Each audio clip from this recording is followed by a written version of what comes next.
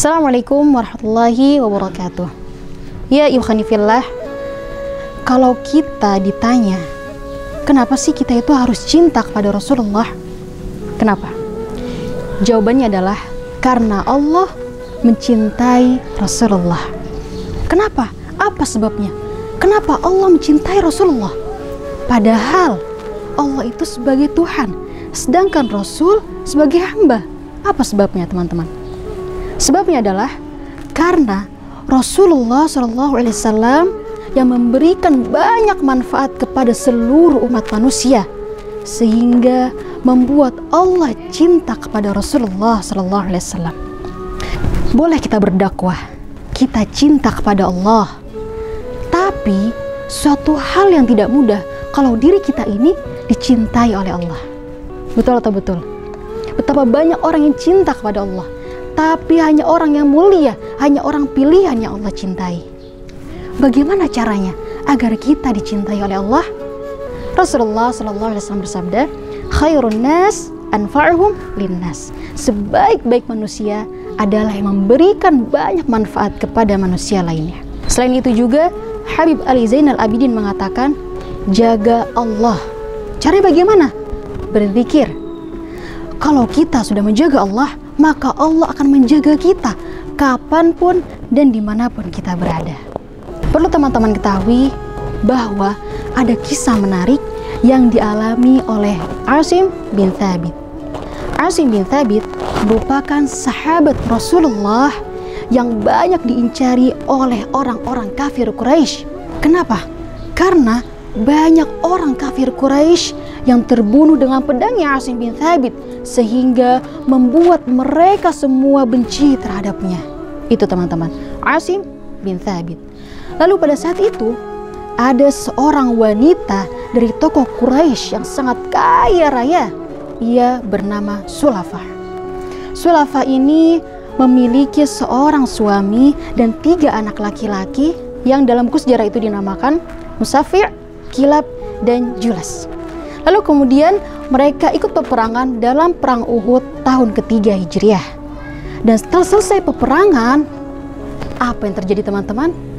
Ternyata mereka semua tewas kecuali satu. Siapa? Julas. Dan kemudian Sulafah pun bertanya kepada anaknya, wahai anakku, apa yang terjadi? Siapa yang membunuh kakak-kakakmu dan juga ayahmu? Siapa? Julas. Dan kemudian Julas pun yang berlumuran darah itu mengatakan, wahai ibu, Asim bin Thabit yang telah membunuh kakak dan juga ayah, kata Julas. Lalu apa yang terjadi setelah itu teman-teman? Sulafah bersumpah, siapapun yang mampu membawa kepala Asim, siapapun yang mampu memenggal kepala Asim, maka dia akan diberikan emas seberat kepala Asim. Allahu Akbar. Orang yang cinta dunia, orang yang cinta harta, mereka sibuk mencari keberadaan Asim. Di mana Asim? Di mana Asim? Mereka sibuk teman-teman. Karena kenapa? Itu kepala begitu berharganya bagi orang-orang kafir tersebut. Lalu pada saat itu tersebar luaslah kabar itu di seluruh penduduk kota Mekah, sehingga terdengarlah oleh telinga Asim bin Thabit. Kemudian Asim pun berdoa, ya Allah ya Rabb, aku sangat mencintaimu ya Rabb. Aku sangat mencintai Rasulmu ya Rabb. Aku sudah berusaha membela dan menjaga agamamu ya Rabb. Maka saat ini jaga jasadku, jangan sampai jasadku disentuh oleh orang-orang kafir Quraisy, kata Asim sambil berderai air matanya. Lalu kemudian apa yang terjadi teman-teman? Ternyata akhirnya Asim pun wafat dalam keadaan dipanah. Kenapa dipanah? Karena siapapun yang bermain pedang dengan Asim bin Thabit, maka dia akan kalah. Akhirnya dia cari jalan. Akhirnya jalan satu-satunya adalah memanah Asim bin Thabit dari kejauhan. Itu teman-teman. Dan pada saat itu, setelah mereka berhasil memanah Asim bin Thabit, membunuh Asim bin Thabit, mereka pun berlari dan terus berlari mendekati jasad Asim. Dan setelah dekat di depan jasad Asim, apa yang terjadi? Ternyata Allah mengabulkan doa Asim. Apa teman-teman? Allah mengirimkan ribuan lebah, bahkan jutaan lebah yang melindungi jasad Asim.